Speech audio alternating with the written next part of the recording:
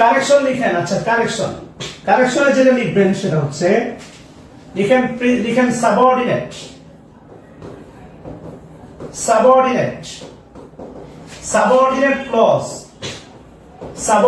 Clause এর গঠন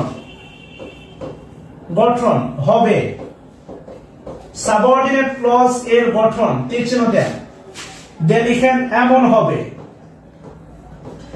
subordinate ক্লজের গঠন এমন হবে, লিখেন WH word plus subject plus verb. Subordinate ক্লজের গঠন এমন হবে WH plus subject plus verb, আর নিচে লিখেন এমন এমন হবে না লিখেন WH word plus auxiliary verb, WH word plus auxiliary verb plus subject plus verb, এমনটা হবে না। WH word subordinate clause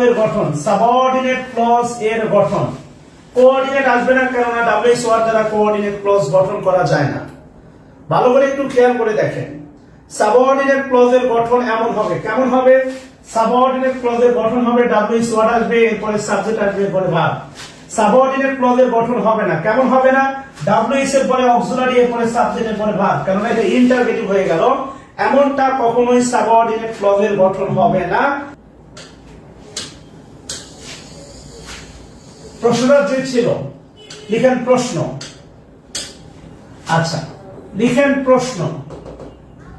can you tell me, তুমি কি আমাকে বলতে পারো? Can you tell me, underline দেন। Option A, where does he lives, option B, where he lives, আর option C, where he lives. লেখেন ক্যান ইউ টেল মি। আবার বলতেছি, উত্তর করতে পারার উপর ঝোঁক দেন না, আল্লাহর দোহাই লাগে, বোঝার উপর ঝোঁক দেন। একজনও কমেন্ট করেন আপনার কাছে উত্তর জানতে চাই না। ক্যান ইউ টেল মি, ভালো করে খেয়াল করে দেখেন। ইনভার্টেড কোশ্চেন, আমি যদি আপনাকে সরাসরি ইনভার্টেড কোশ্চেন দিয়ে শেখাইতাম, নিয়মটা জটিল মনে হইতো, কিন্তু এইভাবে দেখেন বিষয়টা এখন সহজ হয়ে যাবে। আচ্ছা, ভালোবেসে এবার একটু দেখেন একটা বিষয়। প্রথম কথা হচ্ছে দেখেন, ক্যান ইউ টেল মি, এটা কিন্তু হচ্ছে আপনার প্রিন্সিপাল ক্লজ। একটা বিষয় মনে রাখবেন, প্রিন্সিপাল ক্লজ, অনেকের ধারণা প্রিন্সিপাল ক্লজ শুধু অ্যাসার্টিভ সেন্টেন্স হবে, না, এমন কোন শর্ত বলা নাই। প্রিন্সিপাল ক্লজ অ্যাসার্টিভ সেন্টেন্সও হতে পারে, ইন্টারগেটিভ সেন্টেন্সও হতে পারে, কেননা অক্সিলারি ভার্ব দিয়ে ইন্টারগেটিভ সেন্টেন্স বানানো যায়। সো প্রিন্সিপাল ক্লজ, আমি আপনাকে সি উত্তর করতে বলি নাই। Khairuzzaman, give the pace. Minar Ahmed সুন্দর, বি আর সি সেম না, এটা আপনার চোখের সমস্যা, অপশনের কোনো সমস্যা নাই। এই জন্য বললাম, আমি আপনাকে বললাম কমেন্ট করেন না, একটু শেখাতে দেন। আপনাকে তো ভাই কমেন্ট করতে বলি নাই ভাই। ক্যান ইউ টেল মি, এটা হচ্ছে প্রিন্সিপাল ক্লজ। আবারও বলতেছি প্রিন্সিপাল ক্লজ অ্যাসার্টিভ মুডে থাকতে পারে, ইন্টারগেটিভ মুডে থাকতে পারে, এটা হচ্ছে মূল বক্তব্য। প্রিন্সিপাল ক্লজ যে কোনো মুডে থাকতে পারে, তাহলে এটা প্রিন্সিপাল ক্লজ। এরপরে যেটা আছে এটা সাবঅর্ডিনেট ক্লজ, তাহলে এই মুডটা আসবে না, সাবঅর্ডিনেট ক্লজ এই মুডটা আসবে না।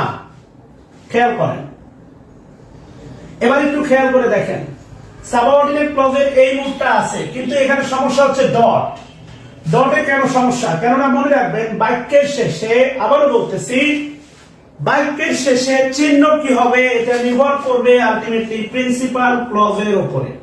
এটা বিশেষ দ্রষ্টব্য দিয়ে লিখে রাখেন, যে বাক্যের শেষে, অনেক বড় একটা বাক্য, বাক্যের শেষে চিহ্ন কি হবে তা নির্ভর করে। বাক্যের শেষে চিহ্ন কি হবে তা নির্ভর করে। বাক্যের শেষে চিহ্ন কি হবে তা নির্ভর করে প্রিন্সিপাল ক্লজের উপর।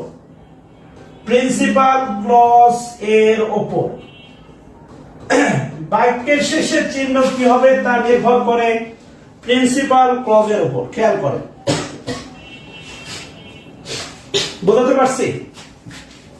বাক্যের উপর চিহ্ন কি হবে তা নির্ভর করে প্রিন্সিপাল ক্লজের উপর। সো বিআরসি একমাত্র দেখতেন মিনা দাবিদেন, তাহলে প্রিন্সিপাল ক্লজ ছিল interrogative. So definitely where he leaves এটা হবে আপনার সাবঅর্ডিনেট ক্লজ, আর বাক্যের শেষে চিহ্ন হবে প্রশ্নবোধক, আর এই প্রশ্নবোধক চিহ্নের উৎপত্তি হচ্ছে আপনার এই প্রিন্সিপাল ক্লজ থেকে। শেখার অনেক কিছু আছে ভাই, এত দৌড়ালে হয় না। আমি আপনাকে বারবার বলছি, ইংলিশ শেখার বিষয়, ইংলিশ বোঝার বিষয়, ইংলিশ সময় দেওয়ার বিষয়, ইংলিশ বোঝার বিষয়, ইংলিশ তাড়াহুড়ার বিষয় না। আমি যদি আপনাকে বলি, খেয়াল করে দেখেন, আমি যদি আপনাকে বলি what is name, what is your name, বলে না হোয়াট ইজ হিজ নেম, তার নাম কি? এটা হচ্ছে ইন্টারগেটিভ, এটা হচ্ছে ইন্টারোগেটিভ সেন্টেন্স। খেয়াল করে দেখেন, এটা ইন্টারোগেটিভ সেন্টেন্স। এবার যদি আমি আপনাকে বলি, খেয়াল করেন, আই নো আমি জানি হোয়াট হিজ নেম ইজ। এই যে দেখেন, এটা সাবঅর্ডিনেট ক্লজ। এখানে নোটা হচ্ছে একটা ফাইনাইট ভার্ব, ইজ হচ্ছে একটা finite verb, is. I know এটা হচ্ছে আপনার principal clause, I know principal clause. What এখানে প্রোনাউন বাই কনজাংশন, হিজ নেমটা সাবজেক্ট, আর এইটা হচ্ছে আপনার সাবঅর্ডিনেট ক্লজ। এটাই হচ্ছে, এটাকেই বলা হচ্ছে এই সাবঅর্ডিনেট ক্লজের এই যে স্ট্রাকচার, এটাকেই বলা হচ্ছে আপনার ইমবেডেড কোশ্চেন। কথা বুঝতেছেন? Embedded question.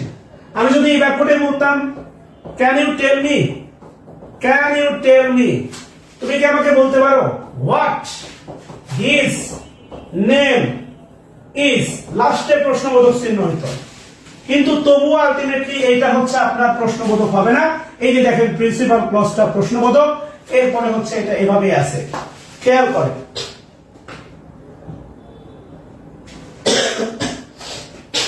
সরাসরি আমি যদি আপনাকে হেডলাইন দিলাম, সে হয় ইমবেডেড কোশ্চেন। মাস্টার বই খুলে দেখেন, ইমবেডেড কোশ্চেন আছে। মাস্টার বই অন করে দেখেন না, ইমবেডেড কোশ্চেন আছে। কিন্তু আপনি আলটিমেটলি সরাসরি গেলে তো পারবেন না ভাই। এখান থেকে কারেকশন, এই প্রশ্নটা এবার রিসেন্ট NTRCA তে আসছিল, এবারই আসছিল। সো খেয়াল করেন না ভাই, হুজুরে হোসেন কেন, এখান থেকে প্রশ্ন আসে কারেকশন থেকে।